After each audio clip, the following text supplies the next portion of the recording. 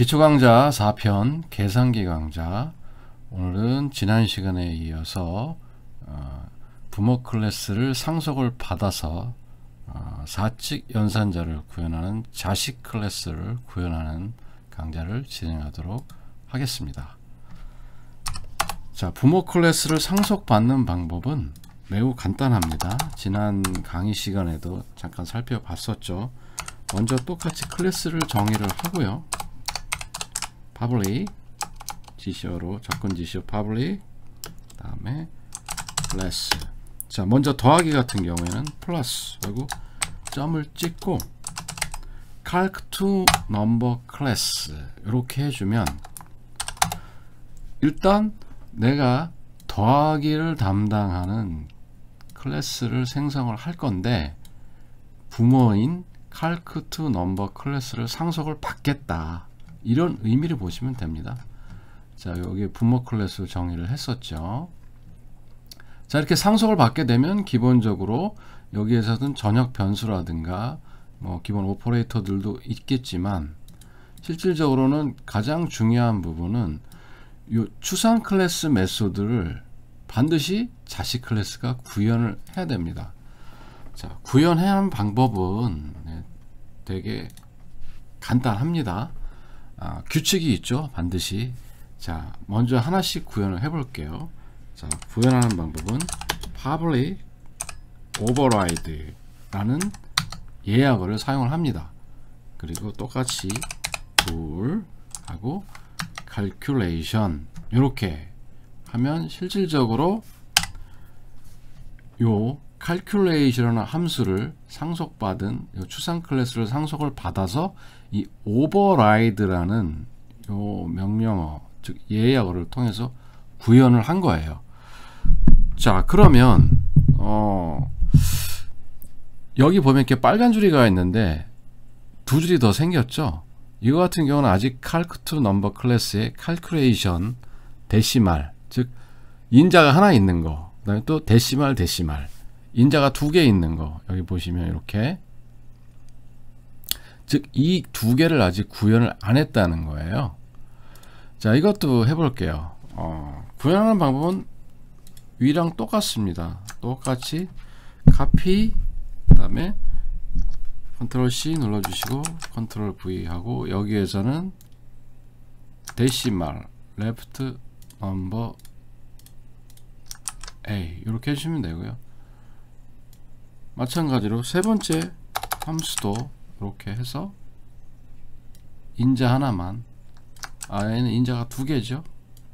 이렇게 카피를 복사를 해주면 됩니다. 자, 그런데 이렇게 빨간 줄이 생겼죠. 이거 같은 경우에는 뭐냐면 여기 앞에 bool이라는 게 있는데 이게 이제 리턴 값이거든요. 결과값. boolean이 제가 기초 강좌 첫 시간에 참과 거짓이라고 얘기를 했죠. 그래서 이 함수를 수행하고 나서는 성공을 했으면은 참을 true를 리턴하는 것이고, 이 플러스 클래스의 calculation 메소드를 함수를 실행한 이후에 실패했을 때는 false를 리턴하면 되는 겁니다. 근데 리턴 값이 없으니까 지금 이렇게 있죠. 이게 갖다 대보면, 자, not all code pass return a value. 자, 모든 소스 코드에 살펴보니까 리턴 값이 없다. 리턴 값 넣어라, 이 얘기입니다. 자, 그러면 우선은 리턴으로 return true 이렇게 해볼게요. return true.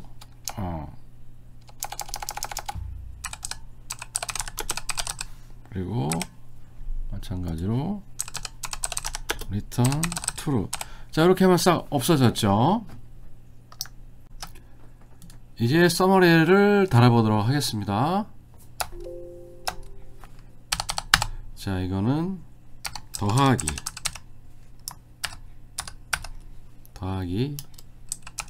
기능 클래스, 이렇게 더하기를 하는 그런 구현한 클래스입니다. 자, 그리고 실질적으로 요거 그대로 복사해 올까요? 연산자만 입력했을 때 계산하는 함수고요. 두 번째는 숫자 입력 후 연산자를 입력한 경우, 세 번째는 숫자 연산자 숫자 입력 후 이퀄을 누른 경우. 이렇게 자식 클래스에서는 그냥 단순하게 값을 넘겨받아서 계산만 해주면 되겠습니다. 자, 그럼 우리 자식 클래스가 플러스, 그 다음에 또 마이너스, 자, 플러스, 마이너스, 그 다음에 사칙 연산이니까요. 멀티플, 그리고 디바이드, 이렇게 4개를 구현을 하면 되겠죠. 이런 식으로요. 자, 그럼 기본적으로 사칙 연산을 수행하는 4개의 자식 클래스를 상속을 받아서 만들었어요. 네, 되게 간편하죠. 자, 그럼 하나씩 볼까요? 먼저 예외 처리를 좀 해줄게요. try, 요거 다 첫 시간에 했던 거죠. catch, exception, ex, true. 자, 기본적으로 예외가 발생했으면 false가 리턴이 되는 것이고요. 예외가 발생하지 않았으면 true가 리턴이 되는 겁니다. 자, 근데 우리가 여기서 좀 눈여겨봐야 될 게, 먼저 더하기 같은 경우, 뭐 다른 것들도 마찬가지입니다. 더하기든 빼기든 곱하기든 나누기든. 자, 연산자만 입력한 경우에는 어떤 일이 일어날까요? 아무것도 일어나지 않죠. 예를 들어서 그냥 플러스 또는 마이너스, 곱하기, 나누기 이렇게 하면 여기가 요 부호만 바뀌지 아무것도 일어나지 않죠.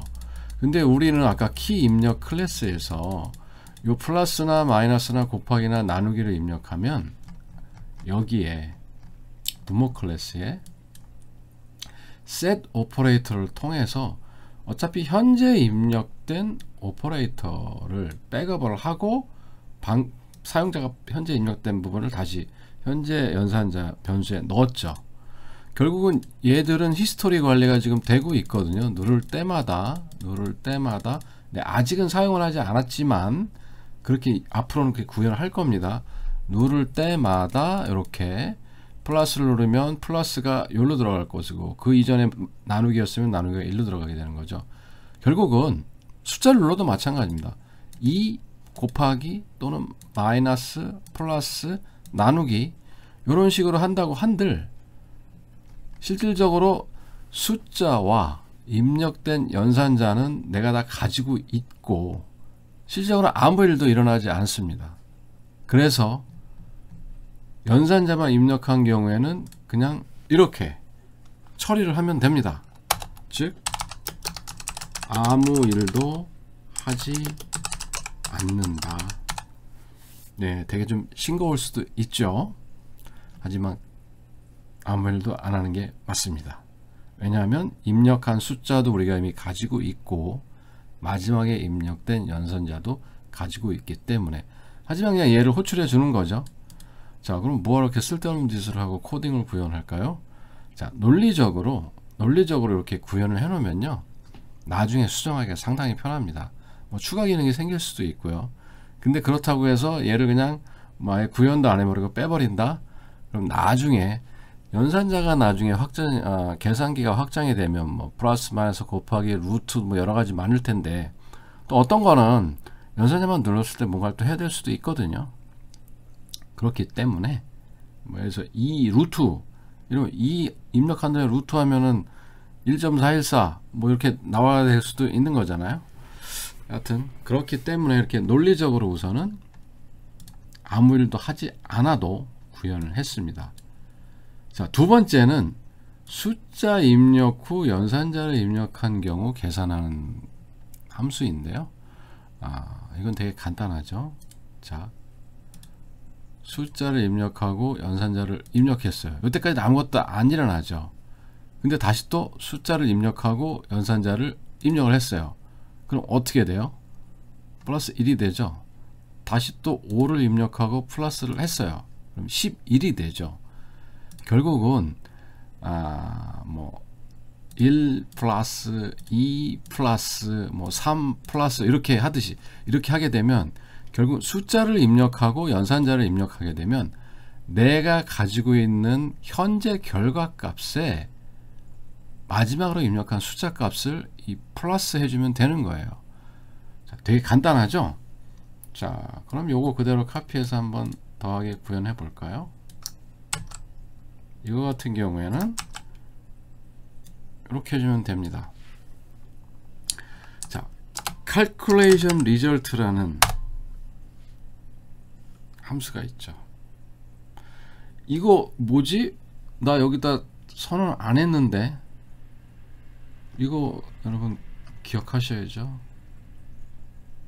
전역 변수 calculation result 전역 변수 선언했죠. 얘를 그대로 상속 받았으니까 뭐 굳이 이거 클래스 이름하고 점 안 찍어도 얘는 이미 부모로부터 모든 DNA를 다 상속 받았기 때문에 이 cal result라는 걸 쓸 수가 있습니다. 자, this라는 것도 나중에 보이실 텐데요. this에도 보면은 이제 여기는 요건 나중에 설명하죠. 자, cal result 플러스는 뭘 하면 됩니까? 현재 입력한 값을 더해주면 끝나요.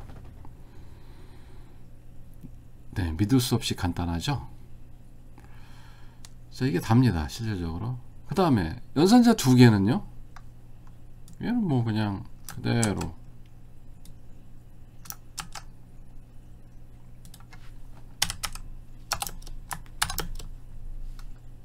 인텔리전스 참 똑똑해졌어요. 이렇게 하면 플러스는 구현이 됐어요. 자, 연산자 두 개라는 얘기는 뭐냐면 3 플러스 5 는을 누른 거거든요. 그럼 결국은 3, 5 그리고 결과는 8이 1로 들어가는 거예요. 더하기에서는. 자, 그래서 4층 연산자 플러스 이렇게 간단하게 만들어 봤고요. 블럭 지시어로 한번 묶어 볼게요. 샵 리전 더하기 번호 쓰고 더하기 클래스 구현.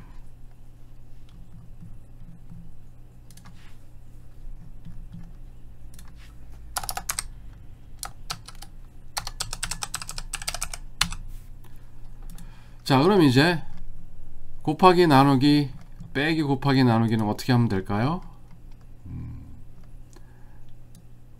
네, 그냥 이대로 카피 페이스트 합니다. 빼기는 아무 일도 하지 않는다. 그 다음에 마찬가지로 숫자 하나를 했을 때 빼기는 현재 값에서 얘만 마이너스 해주면 되죠. 이렇게. 그 다음에 두 개는 숫자 두 개 입력 받았을 때는 똑같이 이 값에서 얘만 마이너스를 해주면 됩니다.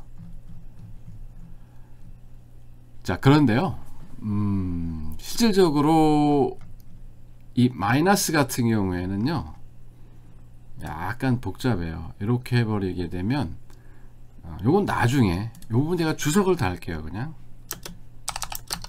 이 부분은 나중에 수정돼야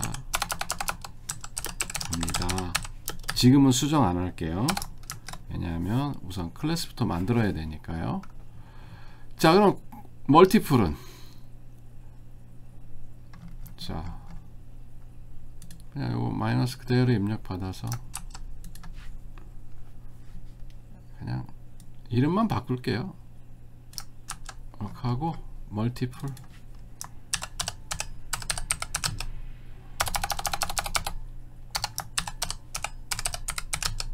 이렇게 하고 얘는 어떻게 하면 돼요?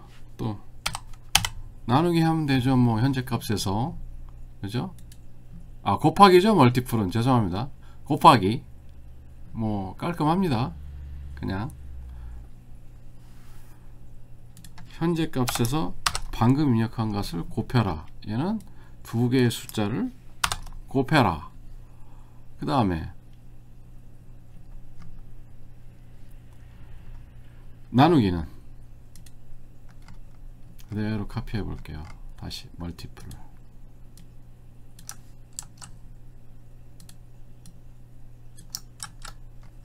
디바이드.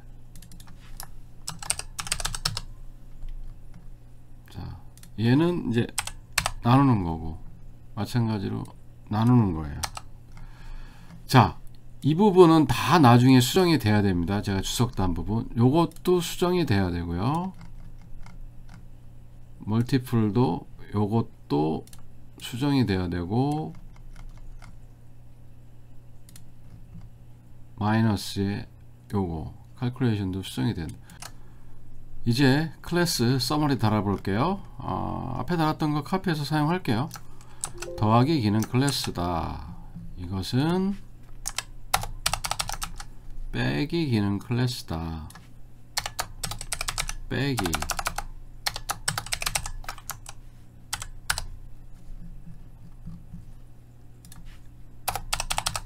이것은 곱하기 기능 클래스다. 그리고 이것은 나누기 기능 클래스다. 자, 블럭 지시어도 카피하겠습니다. 더하기 구현했고 2번 빼기 구현했고요.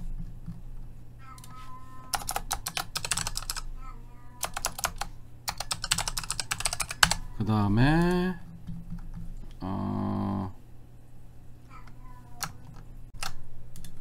곱하기 블럭 지시어 위에서 카피해 오죠. 자,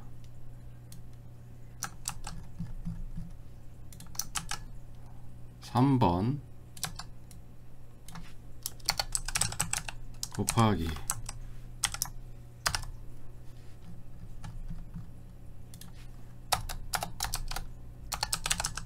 랜드비전 그리고 마지막으로 4번 나누기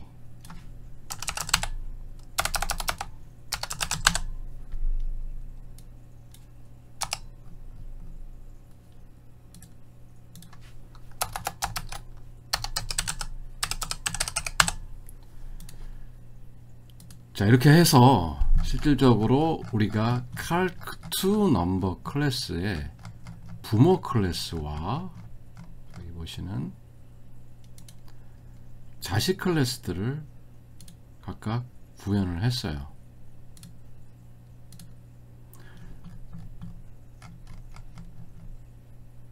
자, 그럼 우리는 이제 사용자가 입력한 더하기, 빼기, 곱하기, 나누기에 대해서는 이 클래스를 이용을 해서 실질적으로 이제 작업을 진행하면 되겠습니다. 자, 소스를 보다 보니까 요 부분이 약간 틀렸네요. 플러스로 하면 될 것 같아요. 이건 지울게요. 이렇게 지우면 이런 게 생기잖아요. 리네임으로 고쳐주시면 다 고쳐집니다. 이거는.